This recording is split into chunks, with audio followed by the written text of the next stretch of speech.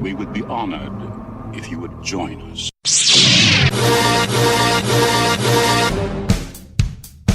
I got a bad feeling about this. You were the chosen one! Help me, Obi-Wan Kenobi. It's a trap! I don't like Sam. It's coarse, rough, and irritating. I am your father.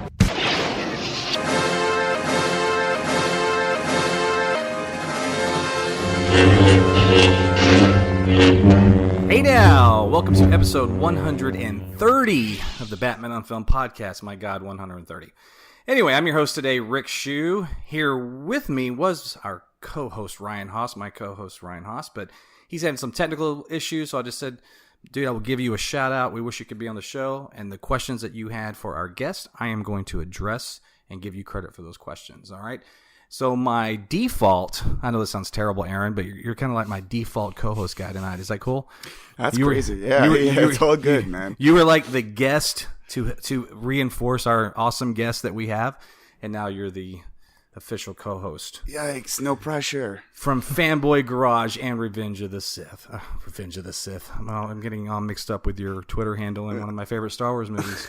Revenge of the Fans, Aaron Barola. What's up, buddy? Guys? What's going on? It's awesome to be here.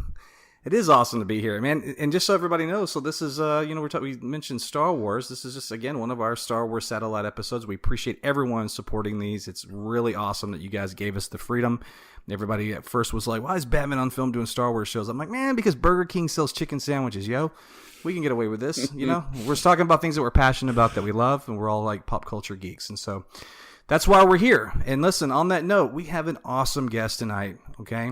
Founder and editor-in-chief of MakingStarWars.net, the one, the only, Jason Ward. What's up, buddy? Hey, guys. How's it going? Doing great, man. Really appreciate you jumping on the show with us. Yeah, and I'm totally stealing that Burger King chicken sandwich thing because that is great. Thanks. You know, Jason, we started doing satellite shows, I don't know, man, about a year ago. It was just Star Wars at first, and we've done a Rocky podcast. Mm-hmm. We've done a couple of Rocky podcasts, in fact. We're going to do something on Creed 2. We're talking about doing Back to the Future. You know what? Just whatever we want to do, right? Nice. Just Don't be limited to just Batman, right? There it is. Yeah. I think we covered it with the chicken sandwich thing. So. And Batman has cable. Come on. Yeah, for sure. He's rich. He's rich. Well, listen, there's so much to talk to you about with Star Wars, but, for whoever is out there listening that doesn't know who you are, your side, they should. I was just wondering if we could start the show off. Tell us, a little bit about yourself, man. Like, when did you fall in love with Star Wars? And then, segue and tell us about your site. Yeah, so my lifelong love affair with Star Wars started when I was maybe 3 years old, maybe even as small as 2, but probably around 3. And all I remember is walking down our apartment stairs with my mom into kind of like a little courtyard near the street, and there was a bunch of boys playing. They must have been about 7 years old, and they all had Star Wars toys. They were playing Star Wars with their X-Wings and their TIE Fighters, and I was like, those look rad. Yeah. But I saw one kid had the AT-AT driver, and I was just like, oh, that spaceman is cool. Like, I want that. So I look up to my mom and I'm like, Mom, I want that. And then she asked the kid, she's like, which one is this? And she's just like looking at it, and they don't even know. They're just like, he's a Star Wars stormtrooper. And I'm like, oh, I want all of those. And my mom's like, well, your birthday's coming up. Yeah, I must have been 3. And she's like, your birthday's coming up. And so that was like around really close to Return of the Jedi. And I was like 3 years old when that came out. And so I ended up getting like all of these Star Wars toys. And like back then, like people kind of forget that like you had to be really loaded, like Bruce Wayne style, to have like a VHS player, like at that time. And sure. And to own the movie too. Like movies, like tapes were like $100 plus, $200 sometimes. And so we didn't have Star Wars. I just had like the book on tape. So I got all of these Star Wars toys and this book and record and book and tape. And what if it was like, the original Star Wars. And I got all these misconceptions about it because there's this line in the book and it says, "Little did Luke know that the key to his dreams were only a few miles away." And I thought it was an actual key that a farm boy opened to go into another universe that was Star Wars. And I'm like, Yes. this is crazy. So, anyways though, and then, Return of the Jedi comes out and I'm completely into it. It's like the coolest thing. It's like the first movie I went to the theater to see with intent. And then, it kind of goes away, but I never stopped liking it. And I just spent like pretty much from 1985 on, like going out with my grandfather looking for Star Wars toys, trying to get them all, for like years.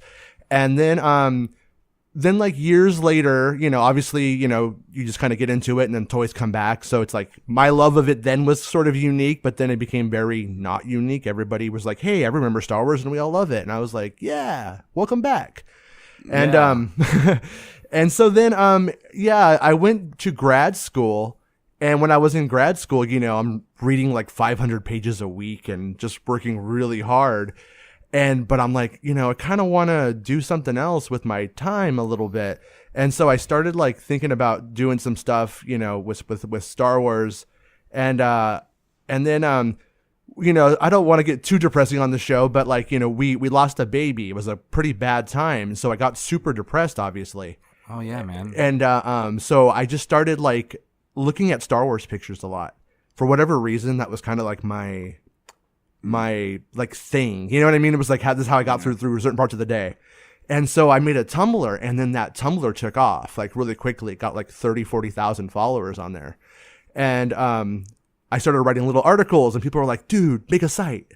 And then when I finally made a site, like Club Jade and like Mark Newbold from Vantatrax and many others were just like super supportive.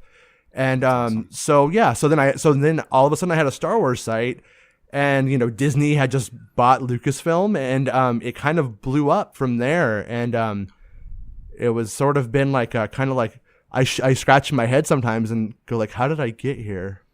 Sure. It just kind of was like a big whirlwind since 2012, really.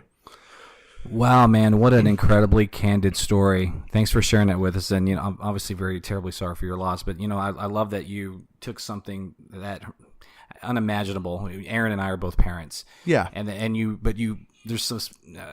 did something positive with that pain, and you found an outlet, and then, here you are. And you're entertaining tens of thousands, if not more, Star Wars fans on a daily basis. You and your wife are two of my favorite people to follow on Twitter, by the way. Oh, thanks, man. Yeah, and that's no BS.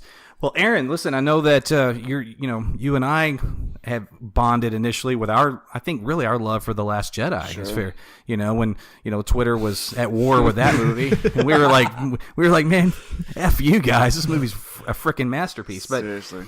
So I'm excited to have you on the show. We've become friends, and you're a big fan of Star Wars, and you're a fan of Jason. Yeah. So why don't you take the next question, brother? Sure, yeah, man. So Jason, dude, it's such an honor to even have a chance to talk to you, because I've been following your site for such a long time. So this is amazing. Thanks, man. Really, it's humbling and like nice that you think I'm neat. Because I'm not. I'm just a normal guy. But thank you so much, man. It's rad. That's awesome.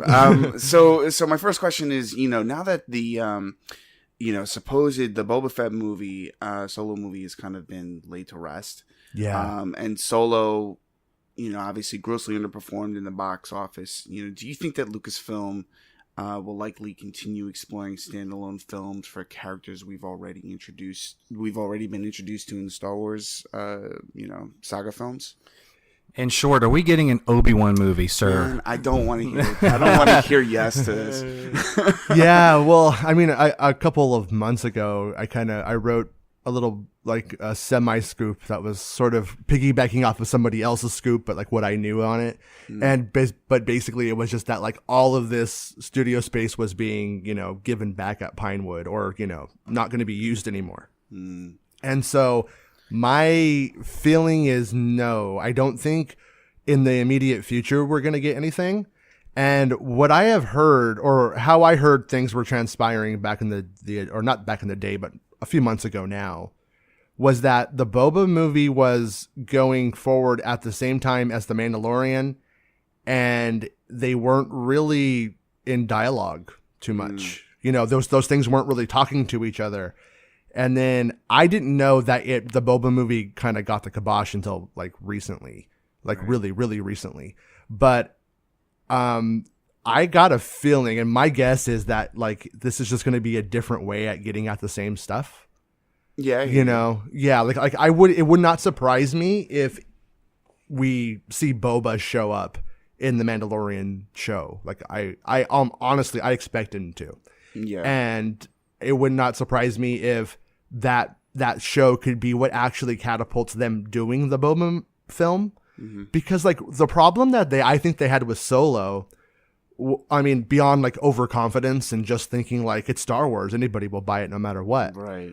Is that like people with Star Wars films have been sort of like, why do we need this? Why do we want that? It's kind of like almost a knee jerk kind of reaction on the more like negative aspects of fandom. And I think that they have to have a good answer for that. And the Boba movie right now, I don't really have a good answer for why they need to make a Boba movie, other than the fact that like it never connected. Like Boba never finished up as a story. I love what they did in Clone Wars and Attack of the Clones, and then Return of the Jedi kind of ends it on a weird note, and he's sort of, and you know, obviously Empire, but there's just sort of like this like unfinished, like this guy's not a fully formed character to me yet. Like there's certain pieces of the quilt are there, but big pieces of patchwork are gone. So a Boba movie to me would make the character like would justify his popularity. Right. It's an opportunity to. But now that we're here, I'm like, ooh, this Mandalorian dude in this new TV show might be the guy that we end up doing as like the ultimate dude in that armor in the end. Like it could go that way now, which is strange.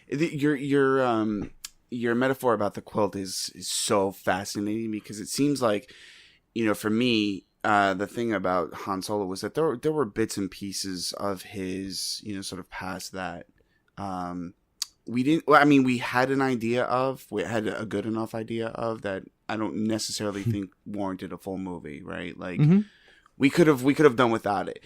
The Boba Fett thing is interesting because I think you're right. There are chunks of his history that like literally nobody knows squat about. So there could be something there to work with. Now, kind of tipping that back to Obi-Wan Kenobi, do you think there's enough missing for Obi-Wan that we need another standalone film, one that's focused on Obi-Wan?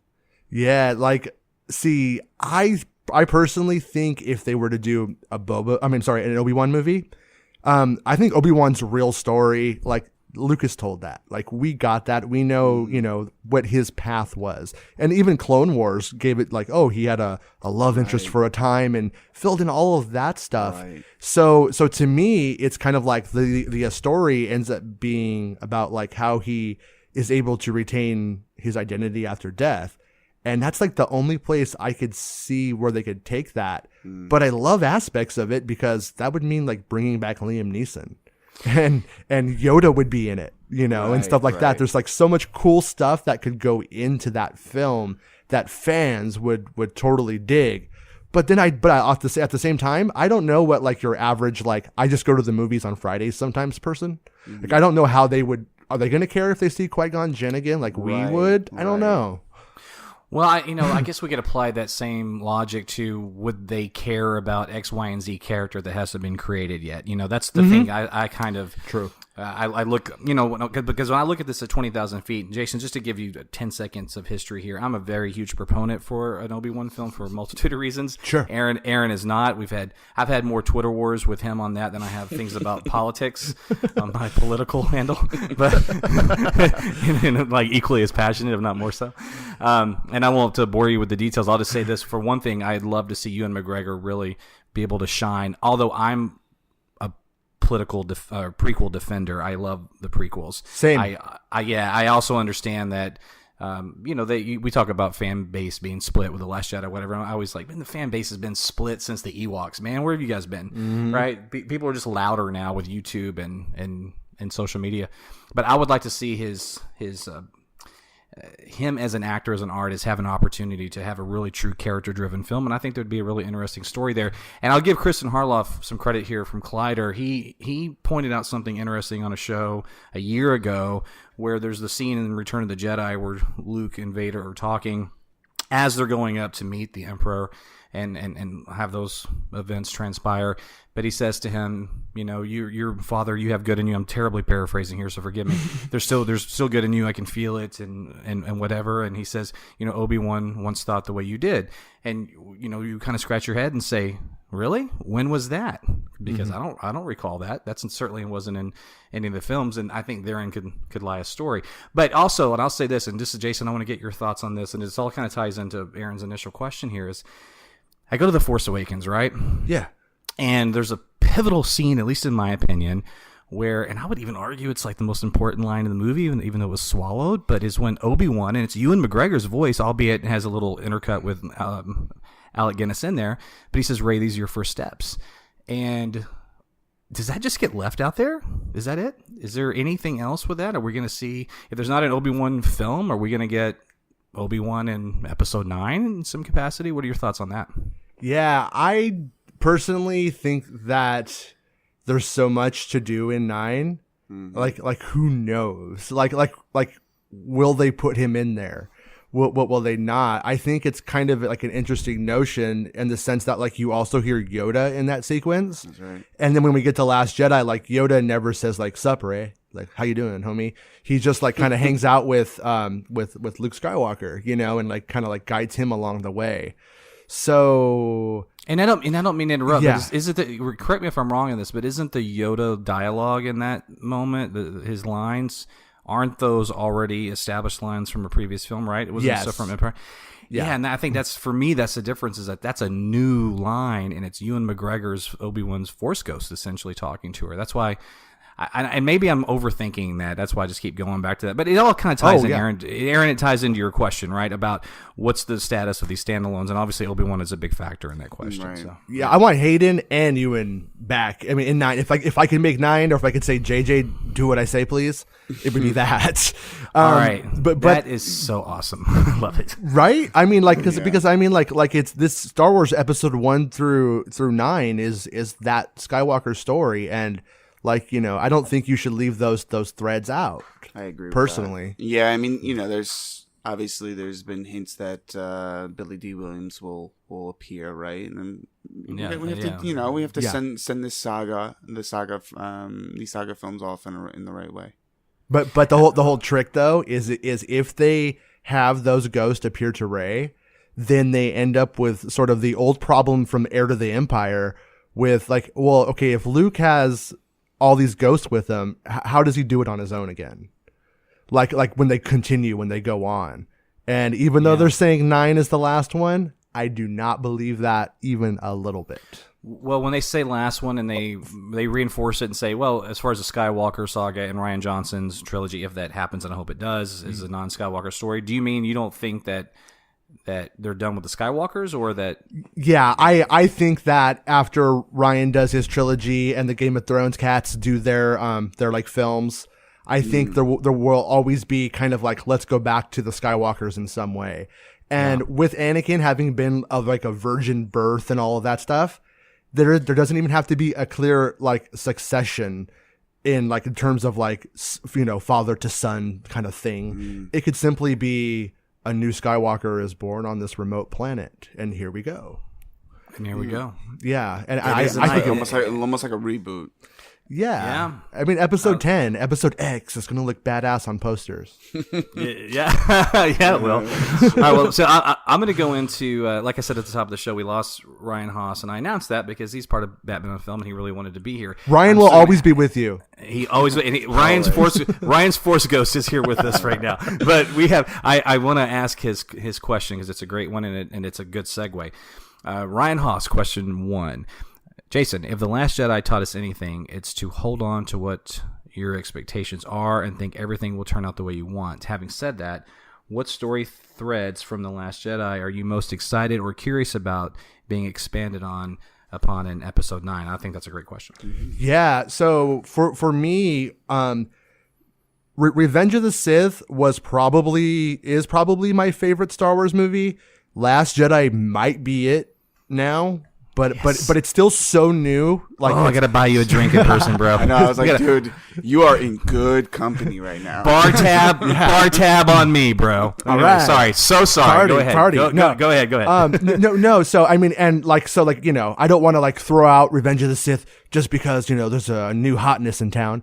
But for me, I do think like Last Jedi is probably like my like favorite one. But with Revenge of the Sith having been like for the last decade my favorite one, you can't help but watch that movie. And like when Anakin is like telling Padme, like, come with me, like, you know, we could take over, we could rule this galaxy together and make it how we want and all that kind of stuff. You're like, wow, like what would have happened to that guy? Like if he didn't make the mistakes that he does make though. And like she said yes and he went and did it. Like if he didn't get put in the Vader suit and get trapped by this old creepy dude, you know, Palpatine and stuff like that. So the way that Ryan ended Last Jedi, it's that. Like Kylo becomes the like main dude, the main Sith Lord, if you will. It's not a Sith Lord, but you know, in that position, he's basically supreme leader now. And like the galaxy's his to conquer, and he's probably going to do it because there's like 15 resistance people left. You know, like the rebellion's tiny now. And so what does that mean? Like what does Kylo become, or what does Ben Solo think? Like, is he going to go with like that, like that Emperor, like Ashoka kind of thing, where he's like, you know, I had it all, and being a tyrant's not good. This isn't what I thought it was. He's going to put it down willfully. Like is he going to put the saber down in the end, if you will, and walk away, or like bring peace, or like, and then, you know, what Ryan, I liked how Ryan also, he had Rey asking the audiences questions like, why'd you kill your dad? How could you do that? Right. And he doesn't really answer it. And we know in Force Awakens that he has this thing he has to like do. And it seems like Han Solo knows what Kylo thinks he has to go do, and he's willing to almost help him. Like he's almost like, if this is the only way this is going to happen, like I resign myself to death to help you because I love you. And so I'm kind of curious, like, what does this all mean? Because that's such a rad kind of like prospect that it comes up twice it comes up in the prequel trilogy and in Empire Strikes Back when he's asking Luke to do it, to come with him. And of course, Rey doesn't go with him, but he still gets it though. Like he's not answering to anybody. And so in this movie, I think we have to learn what Kylo wants in 9, and like we have to like learn what are his like real goals, and like what does he think about it now that he actually has it, you know? Yeah. And so like that's where the second act person, you know, the Rian Johnson and the Irvin Kershner, and they're like kind of like setting up the third act to be hit out of the park or not. And I think if I have like a big criticism of Last Jedi, I don't know what it is yet. It won't be until I see what they could do with 9. Right. Like, what did Ryan set up? And there's this perspective that Ryan tore everything JJ did apart. And that was that. But I don't think that's an accurate like perspective at all. I think he progressed to what JJ set down and then left 9 like something that could be completely new and never done in the main story before. I absolutely agree, and I will always push back on someone thinking that Ryan just broke apart everything that JJ built. I'm like, are you kidding me? At the end of the Force Awakens, we see a broken down Luke. He looks like a hobo, intentionally so, right? That's the whole, this aesthetic and everything they're going for Luke. And you're going, why is he there? What the hell happened? And Ryan tells that story. That wasn't his idea to have him there. That was JJ's, right? But but he tells that story. And to me, look, we can all not like something or love something or whatever. We can have debates about art all day long. And I have no issues with anyone that doesn't like The Last Jedi. We're all on the same page here. What we can't stand is the social justice warriors, racist, sexist nonsense. So that stuff's not even worth discussing. Right. But there are people that I know that are legitimate fans that have legitimate issues with this film. But, you know, Jason, something that you said just triggered something in me is that a lot of my friends are like, you know what I'm going to do, though? I'm going to wait until I see episode 9 to really judge 8. And I think, You got some good friends there, man. Yeah. A lot of my friends are like, I'm kind of done with Star Wars. I'm like, what are you talking about? well, give me a break. I'm like, are you really a fan? I was in college when the Phantom Menace came out. I had friends that wanted to burn down the theater, and they sent George Lucas hate mail. And here they are today, still loving the franchise. Right? Yeah. They'll come around. The ones that the aforementioned deplorables, we don't need them around anyway. Yeah, well, it's like Star Wars is such a big blank slate, and it's so malleable to be able to do whatever you want. That's like fun. That's like, in a way, like whatever your expectations are, you need to like respect yourself and be like, that's what I expect and what I want. Yeah. But you also need to be open to the fact that like it could be anything. Anything can happen. The awesome thing about this franchise is, and have argued this with many people, is that, you know, this isn't a story that's beholden to a book. It's not like the Lord of the Rings where there are certain beats and certain patterns that these characters have to walk because that's the way that the books were written, right? It's up to the writers and the directors to kind of push their characters in different directions. And that's why I completely respect what Rian Johnson did with The Last Jedi, was because he took ownership of it. And while, you know, for some folks, they don't necessarily agree with it because, you know, it's not my Luke, or, you know, the Resistance is making stupid mistakes or whatever. It's ultimately his decision to do something with the story and push it further than you could have imagined it to be. So I appreciate that. And, you know, when I watch it, I find something new all the time. It's just such a good film. Yeah. It's a beautiful nuanced film. It really is. All right, Aaron, you wanted to ask a question about the live action shows, right? And yeah, absolutely. So, and you kind of mentioned this when you were talking about The Mandalorian, but, you know, as the Star Wars live action TV shows sort of finally get up and off the ground, do you expect much crossover appearances from existing characters that are alive or around? So we know that The Mandalorian set after The Last Jedi. No, it said after Return. Oh, no, I'm sorry, not The Last Jedi. I'm sorry, the Return of the Jedi. Right. Hey, isn't that? Let me just interject real fast. How have you guys always referred to Return of the Jedi as Jedi, and now you're having to readjust that because of The Last Jedi? Because I am. It's a mind fuck for me, man. Oh yeah, no, it really is. It was like once they announced the title Last Jedi, we were like, okay. What do I do with that? Yeah. All right, sorry, I didn't mean to hijack that. No, that's exactly why I made that mistake. Yeah, and at the top of the show, I called your podcast "Revenge of the Sith" too, so it's all good. All right, we don't edit here on that either. We're just gonna make this shit raw. Anyway, to your question though, Aaron, I'm sorry. Go ahead. Yeah, go ahead. Yeah, Jason, I know you were answering. Yeah, no, I do. I think that there will be all kinds of crossover. I mean, we haven't had anything where there hasn't been crossover yet. Right. I mean, Resistance, the cartoon just started. But I don't. This isn't like an inside thing or anything. But I expect to see Han Solo in that show because of his interest in racing and the books and stuff. Like I expect that dude to show up, even though he's like not even part of the Resistance at that time. Mm-hmm. But yeah, I do. But what is interesting about The Mandalorian in terms of characters who could appear on the show or should appear on the show is like Jabba the Hutt's dead. Like we're after Return of the Jedi. There's so many.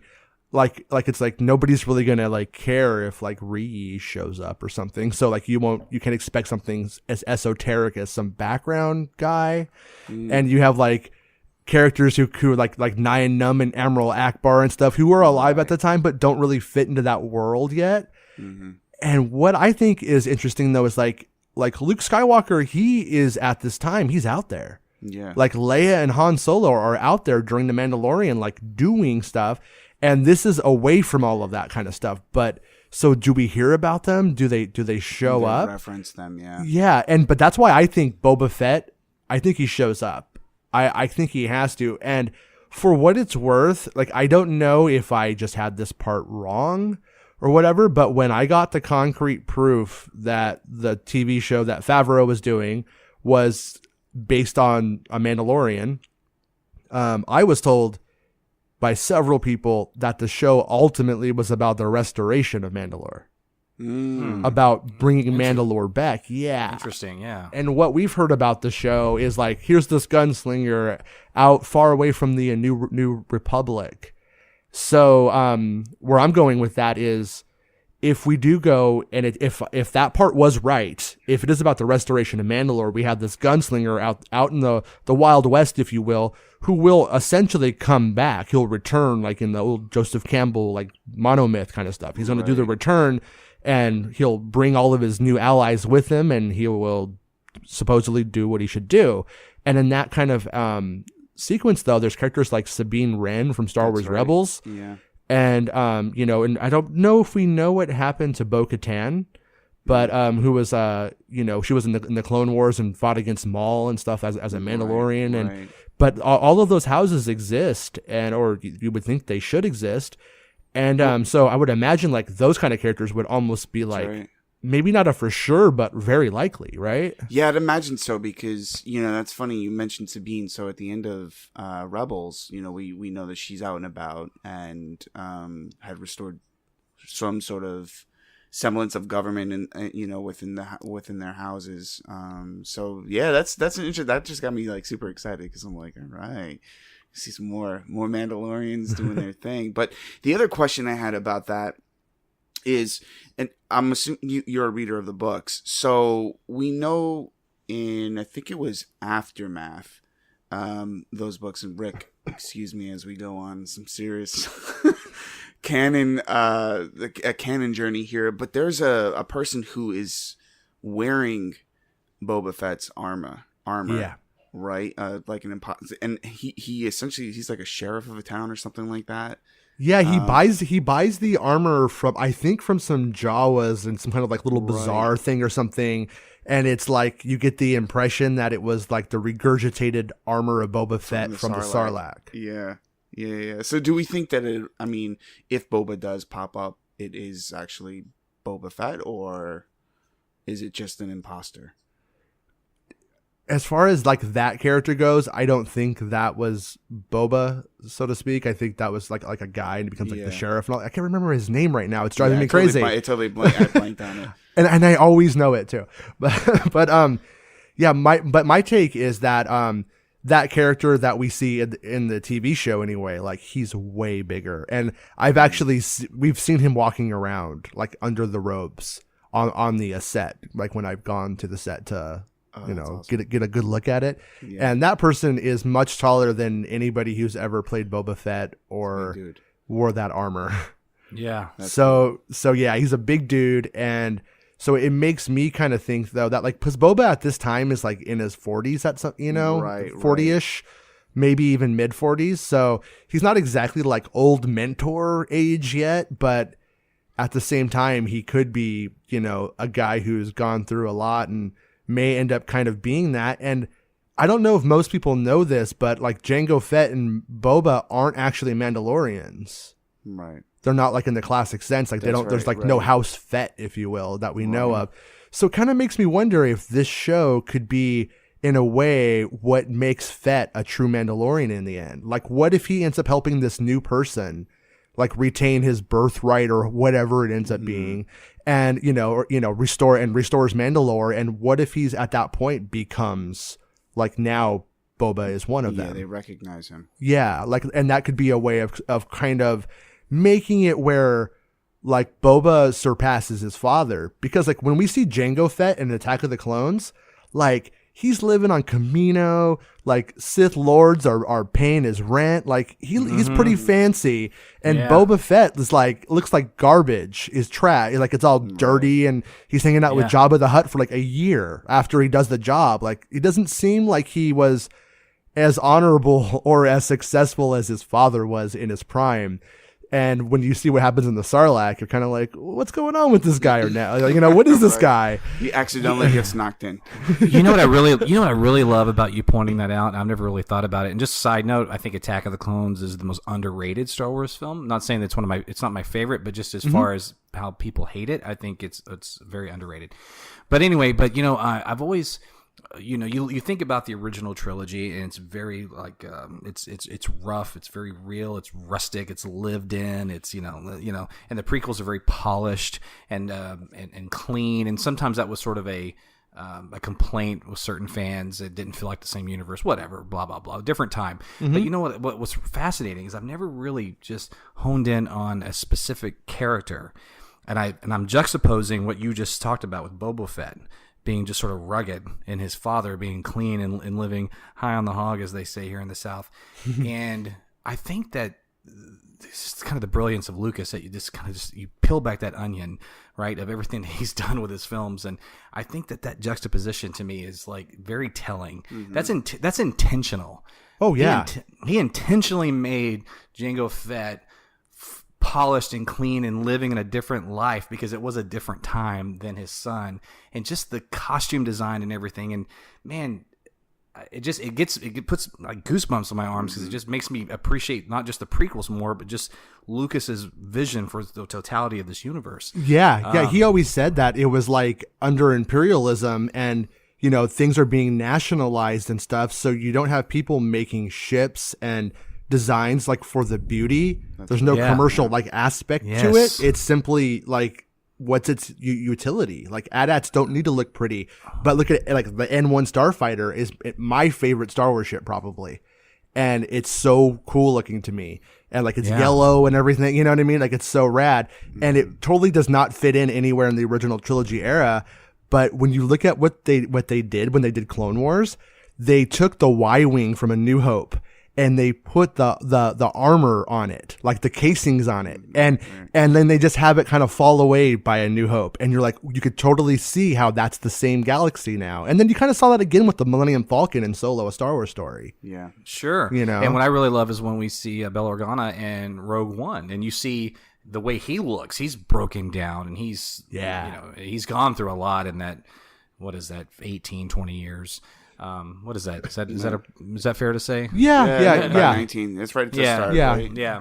And so you just, all these things just start just based, dude, Jason, just on your comment about the differentiation between Jango Fett and Boba Fett, like it's making me just think about all these little things. This is what I love about Star Wars, man.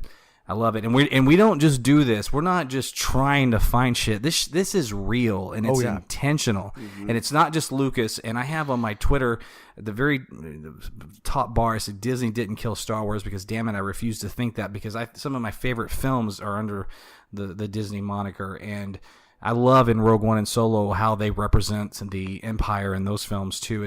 I love in Solo, man, like when you see the recruiting and the video and just and all the stuff, obviously in Rogue One. It's awesome. It's my favorite. Batman's my favorite character of all time, but Star Wars is my favorite movie franchise. Yeah, and after Return of the Jedi, I think, like, I went a couple of years, as a little kid, where movies were really good and I loved them. But it was like, it wasn't until like 1989 when Back to the Future Part 2 came out, or around that time, and Batman 89, that I was like, oh, other movies can be as rad as Star Wars. Yeah. I'm a little older than you, not by much, but it's significant enough in terms of like that late 70s, early 80s time period. Yeah. That, 'cause I saw A New Hope in the theater. That was the first movie I saw. Now, granted, it was the re-release of the movie, and so the first time I saw it was A New Hope, right? It was actually episode 4. Yeah. Right. But I remember Return of the Jedi. I saw a double feature with my sister, who's older than I am, and we saw Superman 3 and Return of the Jedi, and that was my favorite movie day ever. Oh man, I love. No, I was like the toy when that movie came out. I was like, the toy was rad, and then when I saw Superman with the toy with Richard Pryor, I was like, this is amazing. Yes, I know that Superman 3 is garbage. I know it, but I don't give a shit. I love it. Oh, that moment with the robot lady at the end when she like becomes part of like the robot computer. Creepy, man. That was so rad. Absolutely rad. And you know what? I will say this too. That is Chris Reeve's best performance as Superman and Clark Kent. It really is. Yeah. Anyway, I could go on. We could just do a side podcast on Chris Reeve and Superman. But all right, Jason, you've been really gracious with your time. I don't want to take too much more of it. I have a Aaron, do you have any before I ask my last question here? Do you have anything else for? I do. Yeah, go for it. So there was something you mentioned earlier when we were talking about Rian Johnson's trilogy, and then Weiss and Benioff having their series of movies. So in their announcements, in both of those announcements, separate as they were, it was Rian Johnson's working on a new Star Wars trilogy. Okay. Yeah. and Weiss and Benioff will be working on a series of Star Wars movies. Right. Do you think that series of Star Wars movies will actually be movie content that lives on Disney Play, on their streaming service, versus theatrical releases? That is actually a really good twist to the whole press release, if you will. Yeah, I'm in PR, dude. So yeah, no, and I, one that I hadn't really considered before. But what I will say is that I believe Ryan has been working already on. He's doing another movie right now, but he's been working on that trilogy and kind of planning it and prepping it and writing on it. And I know that Benioff and Weiss aren't doing it until they finish Game of Thrones entirely. Right. So if you ask me, I think that they'll start Ryan's trilogy. It'll start hitting, and while that one's in actual development. Got it. So right now I have to think that they come in succession. You know what I mean? Like one after the other. But at the same time too, when they first announced their series of films would be, they said like, I think it was like at least 2 was kind of like how it was kind of like laid out. But when I talk to people on the Disney side of things, they are continuously calling it a trilogy, as if there's going to be 3 of them is like the plan there.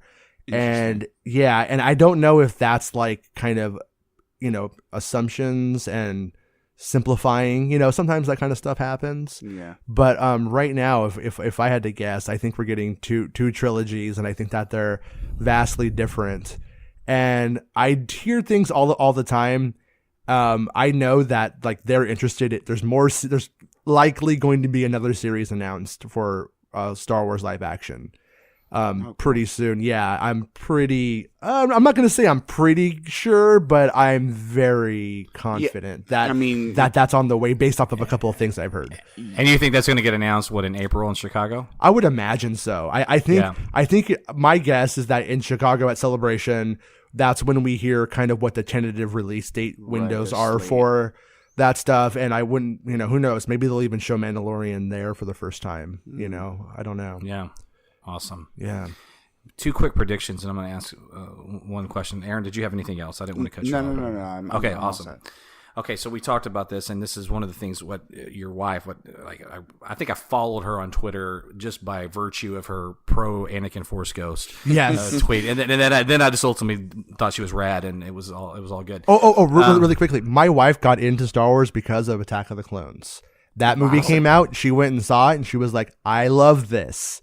Yep. And I know a lot of women around her age who that did happen to. So when people really don't like that one, I'm like, certain parts of it weren't for you, but it definitely worked for some people. Yeah. Absolutely. And there are I don't know, I don't want to pull a number out of my ass here, but there are a lot of Star Wars fans, new fans from The Last Jedi and or The Force Awakens. For sure. They just are. That's what this whole crazy ride is about, is introducing new generations to this fantastic franchise. But before I get to my last question, just 2 quick ones here. So we talked about obviously Ewan McGregor and Obi-Wan. So what are just your prediction? Will we see Hayden Christensen in Episode 9? What do you think? Okay. I think it would be a damn shame if we don't, because that Force Ghost is canon. And by the way, anybody out there that says that it was ridiculous that Lucas did that, it's my favorite thing about the special editions. It makes all the sense in the world. Conversation for another day.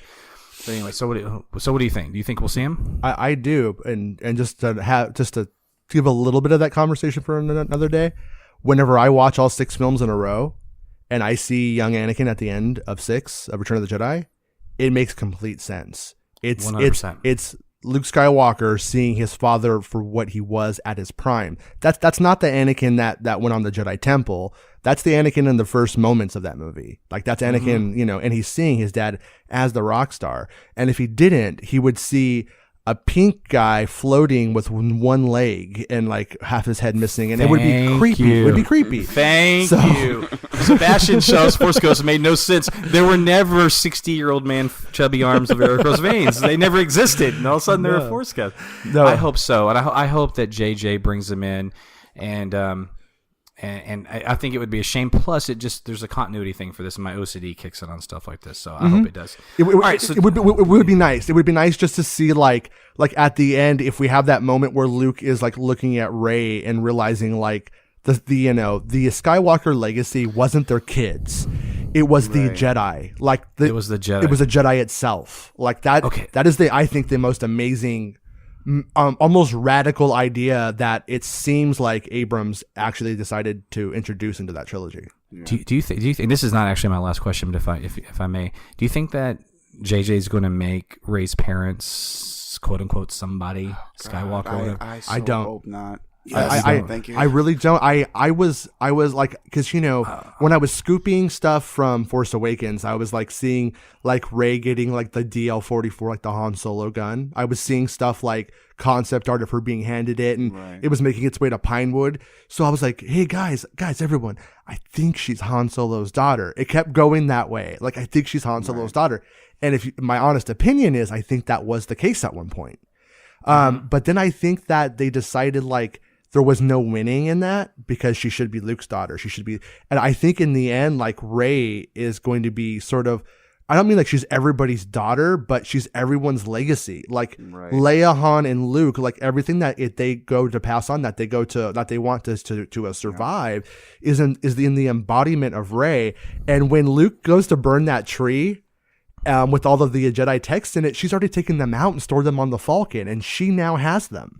Yeah. So like at the end of the day, like you have the Jedi who are about to get wiped out, like in Episode 1, like their clock is ticking when you get down to it as an order, and Anakin's there, and he's kind of responsible in a way, but also in the end, Return of the Jedi is Anakin coming back, and it's like it's gonna happen. But then we get this new trilogy, and so now it's that like the Skywalkers save the Jedi.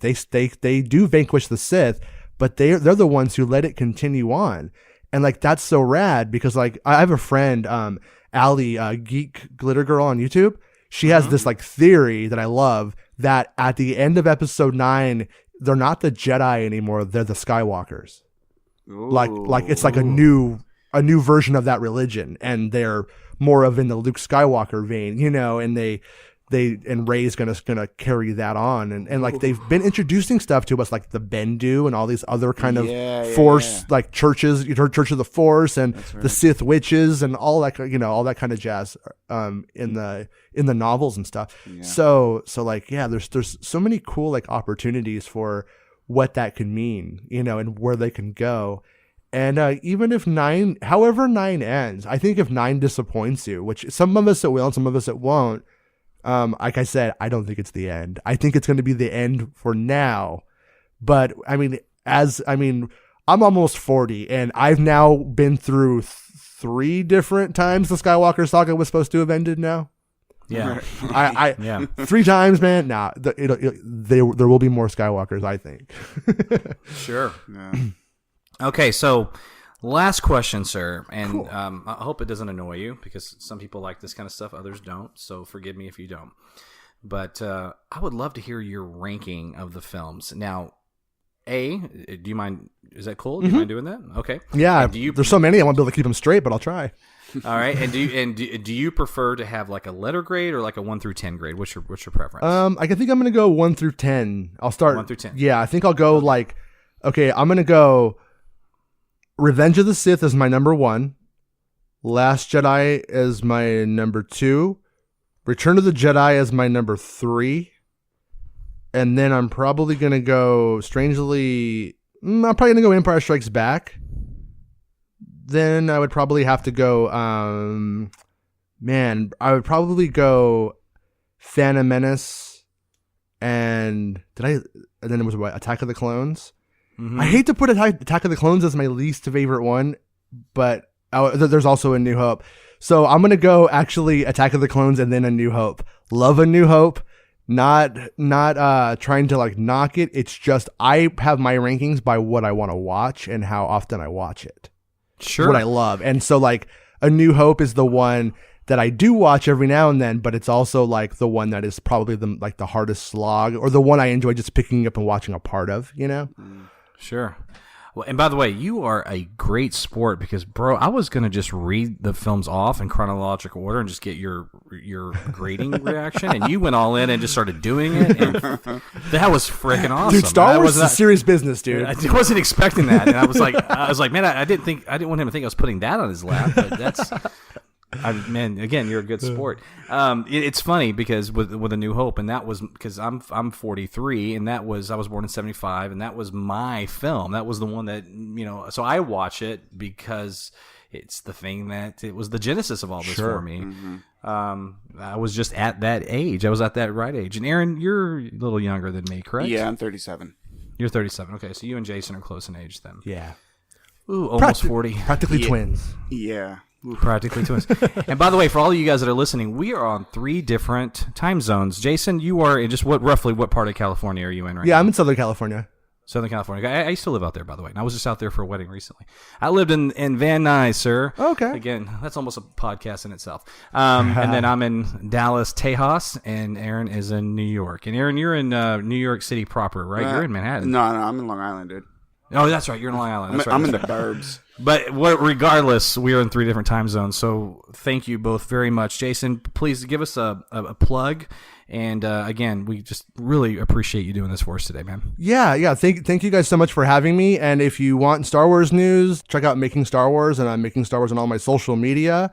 And I firmly believe that Billy D. Williams is Harvey Dent. Yes.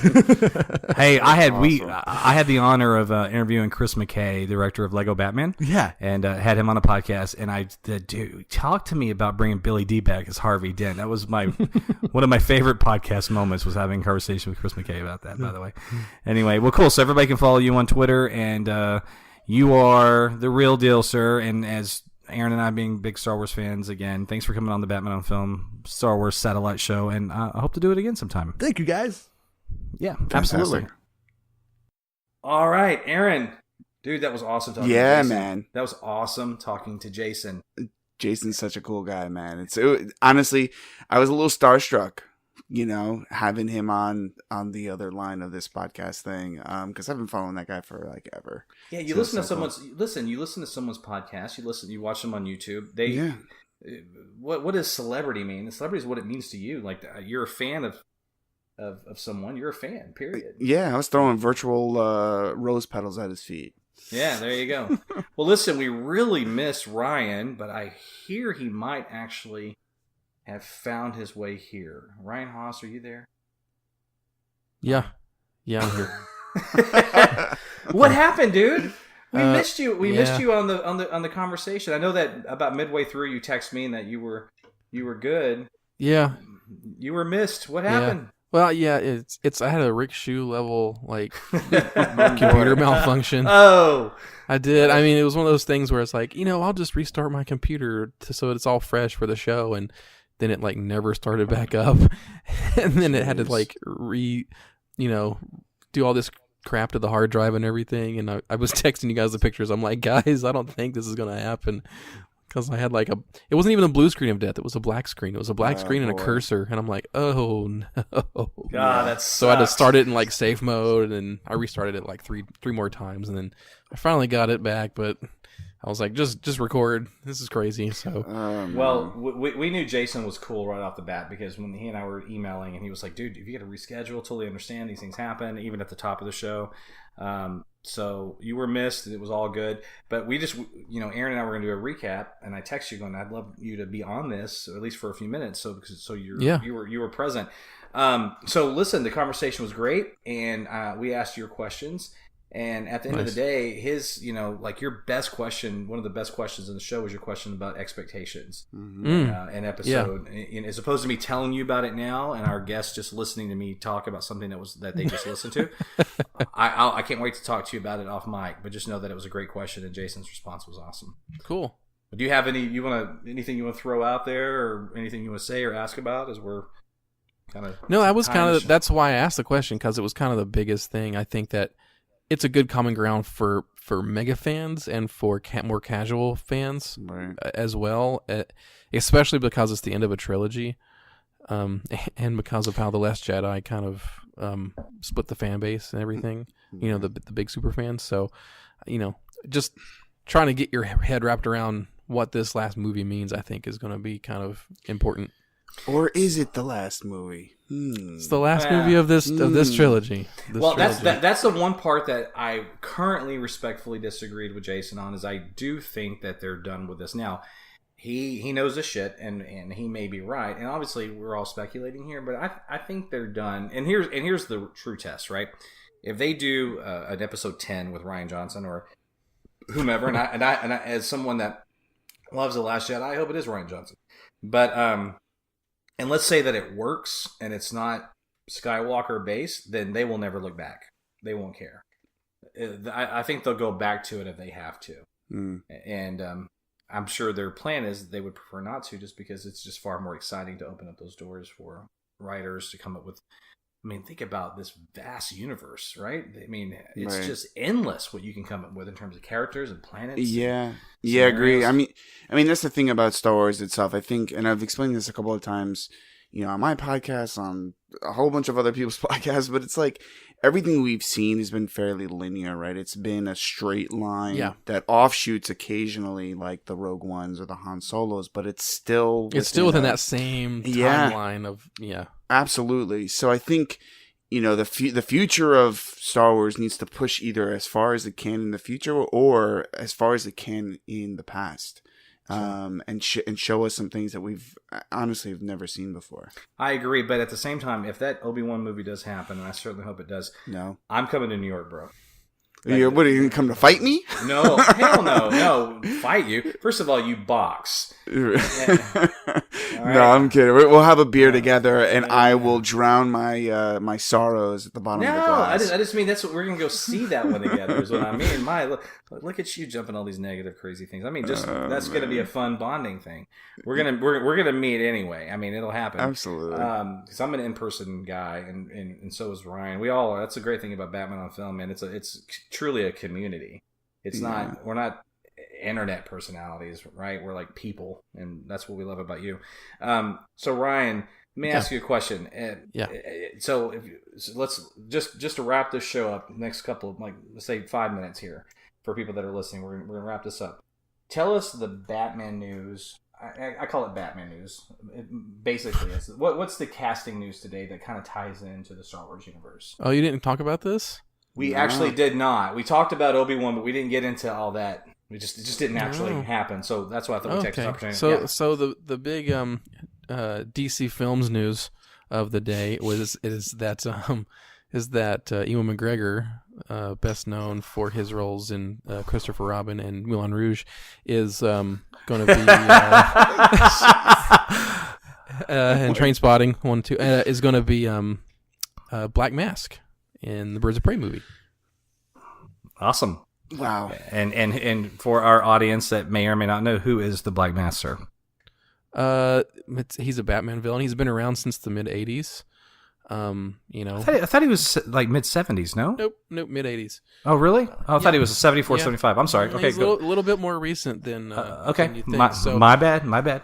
Yeah, and he's a really cool character. I mean, one of the more he's like a good middle ground between the mob boss type characters and the more Arkham Asylum, crazy kooky characters. Because he's got the mask. The earlier iterations of him had I think the mask was carved from his father's coffin or something like that, and he wore this black porcelain mask.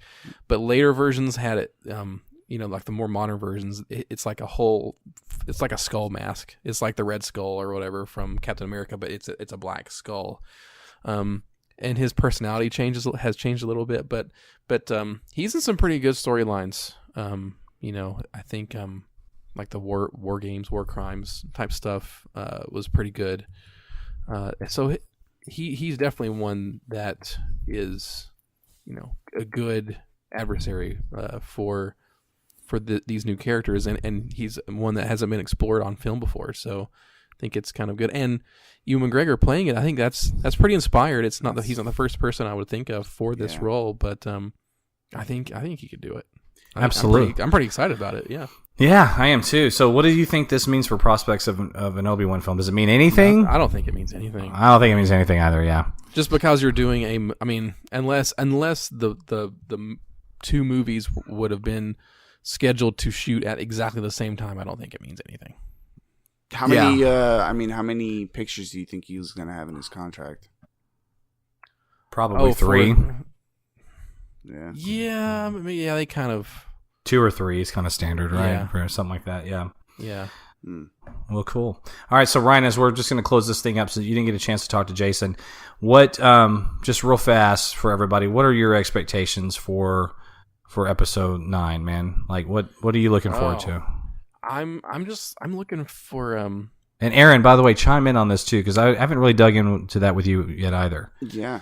Gosh, I'm just looking forward to just seeing because I'm a sucker for the ends of trilogies, so I'm looking forward to see them wrap the threads up. I did feel like, and this is personal expectations here, so it's one of those things where I don't want to get too married to what I want or whatever, but like The Last Jedi has taught us anything. It's don't get married to what you want out of a movie, but Force Awakens set up a lot, and I feel like The Last Jedi took a big detour, or it wasn't it didn't do as much as I thought it would in terms of expanding the universe. It kind of just picked up 5 seconds from the last movie and went on with it. So I personally just would like to feel like more of the passage of time in this movie to make it seem like a bigger timeline. Like, I don't want this 3-movie thing to happen and it feel like it all took place over the span of like a month. Mm-hmm. Like that just makes the scale a little bit too narrow for something as what in my mind is as epic as a Star Wars trilogy, right? Oh, well, so well said. And I mean, I really think there's going to be a time jump. Aaron, what do you think? No, I totally agree there. I mean, I think it's got to move at least like 5 years forward, if that. Yeah. And that's a clear, easy thing to, like, you start the movie and boom, it's like 5 years later. It's like, ooh, because that changes the playing field a lot. There's a lot that they can do. Yeah. It could be like the whole episode 2 to 3, like a Clone Wars type of time period where a lot of other stories could have happened within that, time gap. Totally. I mean, think about where we leave Luke Skywalker in Empire Strikes Back and where he is in Return of the Jedi. I mean, he's like a full-fledged black wearing. Or even between Jedi. episodes 4 and 5, like there's time in there too. Yeah, totally. Yeah, and so there isn't much. I mean, they don't have to fill in stuff either. You kind of pick it up as you go along through the story.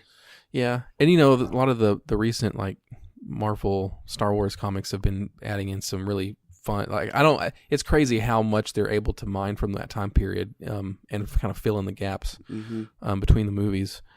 But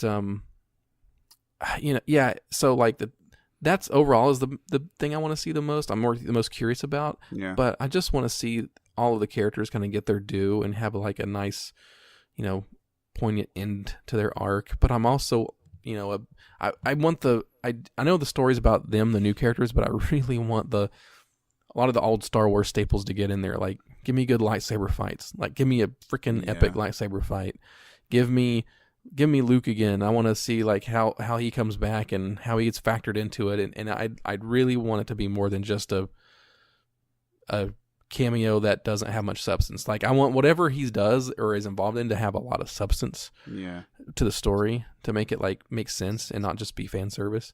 And same thing with Billy D. Williams coming back as Lando. Like, I know he'll be fun, but I wanted him to be there for a reason. Yeah. And so hopefully they can do all that. Yeah. Do you think we're gonna get a redemption for Kylo Ren? I hope not. I mean, so do I. See, that's where I think that's too easy. I think that's too easy. Yeah, agree. I totally don't want to. Fuck him. Yeah, I mean, like, even in the first movie, even in Force Awakens, he's like killing people after. The first thing he does is he kills, Max von Sydow. What's his name? Lors von Tekka. Is that his name? Yeah, Lors von Tekka. Yeah, like he kills that dude right away. I mean, and then in The Last Jedi, he kills lots of people. So I don't think that he should be or deserves to be redeemed. Like, maybe in a sense of like he sacrifices himself kind of thing, but like that doesn't really like redeem him in the eyes of everybody. Like, I don't know. You know what I mean? Like, I don't think like Especially not like Darth Vader, like the way that like Darth Vader dies and he almost gets like a hero's funeral and he shows up as a Force ghost at the end. He's like, "Hey, we're all happy." Like I don't want that for Kylo Ren. It's like sins are forgiven, right, guys? I think that's too easy. Then again, Kylo's done nothing as bad as killing younglings. Just gonna say that. Killed his own father. Killed his own. But listen, I agree. I think that it would be too easy, too formulaic. Is that a word? Yeah, formulaic. Formulaic. There you go. That was the Texan in me coming out. Formulaic. I'm gonna wash my clothes yesterday. It's funny. I don't have an accent, but every once in a while, man, a certain word will creep in and go, "Dude, you're from Texas." Anyway, but I don't want that. I think it would be. I agree. I think it would be too predictable. Don't need it. Don't want it. I just let him be. He sucks, and that's the sad story of his life. Period. I mean, that does make it like kind of suck that I watched Solo, right? I watched and Solo is so much fun to watch, but then in the back of my head, I'm like, yeah, but this guy's gonna lead this depressing adult life, and then he's gonna marry Princess Leia, and they're going to have a son, and then he's going to go, nuts and go to the dark side and kill all these people, and it's going to be horrible. And he's going to get killed by his own son. Like, that's horrible. And, I just, it's just, seeing it play out is going to be interesting, and I just hope that, I want to feel good at the end of this, at the end of these movies, Yeah, well, we have to feel good at the end of this one. We didn't have to feel good at the end of The Last Jedi. No. I didn't feel good at the end of Empire Strikes Back at all. Well, then that's what's interesting is like you didn't feel good at the end of Revenge of the Sith either, but you knew what was all going to turn out, right? You didn't, but it did have a hopeful ending in the sense that you had Aunt LaRue and Owen standing there holding baby Luke, and the music swells. I mean, and you know what happens. Yes. 4, 5, and 6. Yeah, right. And I guess technically you could kind of say the same thing about Empire. They're all standing there, and it's this. We're gonna get through this thing together, kind of. Quintessential bittersweet ending. Thing. Right. What if it just like fast forwarded some like 40 years and we get old lady Rey? Yeah. I don't want another like weird Harry Potter. I don't want epilogue. No, I don't want like a the story's over and then now we're gonna show you another scene like at the end of Last Jedi. I don't want. Yeah, let's not go too far. But there's a nice balance there. All right, listen, it was a great chat again. Thanks so much to Jason Ward, making StarWars.net, and Ryan. We wish you could have been on, buddy, but I'm glad you got to do this recap with us. And let's do some plugs. And Ryan, why don't you plug first, and then we're gonna let our quote unquote guest, the de facto co-host here today, do the final plug. What do you got? Yeah. So if you check out the Rob and Everyone Loves the Drake podcast, we have episode 83 that just came out. It is a Halloween-ish show, but not really. So we just talk about some, we talk about Robin number 18 and a lot of other things like we talk about Titans show from DC Universe and some Halloween type stuff. So if you're still it's after Halloween, but if you want to get back in the mood, go check that out. We're on Twitter at ELTD Podcast, and you can find them on the BatmanPodcastNetwork.com list of things. And you can also follow that on Twitter at BatPod Network. BatPod Network. And just on that note, yesterday was Halloween. We are recording this on November 1st, which is my oldest daughter's 7th birthday. Happy birthday, Hadley Roshu. I love you, baby. And also, yesterday was Halloween. The only plug I want to get, follow me on Twitter, Shewrick, SHEWRICK. Also, I had a really kick-ass costume yesterday, guys. I had it wasn't it? No, for real. Like, this makeup artist, Liza Lai, and she's at the MAC at Willow Bend Mall in Plano, Texas. If that's anywhere in your area and you need, she is remarkable. And Bill, our editor-in-chief, Batman on Film, put up a pretty cool video of my kind of makeup transformation into Two-Face. That's up. I just encourage everybody to watch it. It's just a few seconds. It's purely just fun. But she did a remarkable job, and I looked like frickin' Two-Face. I mean, it was awesome. It was great. And then my wife let me ruin a perfectly good suit and spray paint half of it too, which was pretty cool of her to do. But I just want to plug that. Go check that video out because I'm just so proud of it. Not because of me. I didn't do anything. it's Liza, the makeup artist, and it was just awesome. Yeah. All right. On BOF's Instagram too. I got a collage on there. Oh, you do, and I thank you for that. I got a little carried away because I started drinking. I was like posting way too many. I woke up this morning. I started just deleting. What did I do? Well, I started deleting Facebook and Twitter posts. Going, I'm going to get these pictures down from 30 to like 5. How's that? Dude, but it was epic, man. You can see you were very, very excited about how it looked. I was walking around the mall after the makeup, and people were going, "Oh my gosh, that's so awesome! Yeah. Look at it! It really was." I was like, "It's really cool." Anyway, so Aaron, please, the floor is yours, sir. Plug away. You can follow me directly at Starting Sith. I also have this little podcast called The Fanboy Garage, which is part of the Revenge of the Fans podcast network. You can follow us on Twitter as well at The Fanboy Garage. We also have an Instagram page. We just came off of an awesome Halloween movie watch party with the rest of our Revenge of the Fans cohorts, hosted by the man himself, Mario Francisco Robles. So in our latest episode 25, I can't believe we're like 6 months into this podcasting thing. We do a pretty epic review on the Halloween movie, so be sure to check us out. I love your show, and Mario's been on fire lately, man. I've really, truly been enjoying the stuff he's been putting up recently. Yeah, man, he's been dropping some scoop bombs like crazy. It's aside from the scoop stuff, just his passion and just he's a very talented guy, and just a shout out to him. And by the way, Mario, we've got to do something together again soon as well, a vlog, podcast, something. And Ryan, we got to get you on something with him because I don't think you guys have done anything together, have you? No, we need to fix that.